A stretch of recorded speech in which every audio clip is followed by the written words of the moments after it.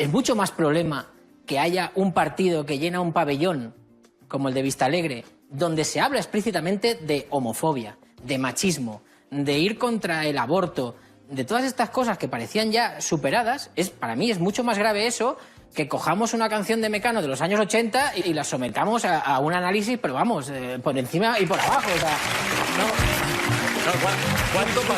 ¿Cuánto papel ha habido alrededor de la mariconez? Claro, y en cambio... Y luego al final abuchean a alguien.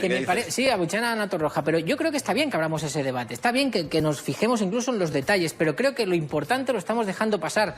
Lo importante es que hay gente homófoba hoy día, que parecen sacados de los años 40, pero no, son gente que están dispuestos a votar a un partido fascista, porque las cosas hay que llamarlas por su nombre, un partido fascista, que está hablando de xenofobia con total impunidad, sin que haya nadie en la fiscalía que se querelle. Son racistas, son homófobos, son machistas, dicen que hay que tener un arma en casa para defenderse, y en eso no sé si estamos poniendo demasiado foco y nos entretenemos con un poco con lo anecdótico, con la mariconez de Mecano.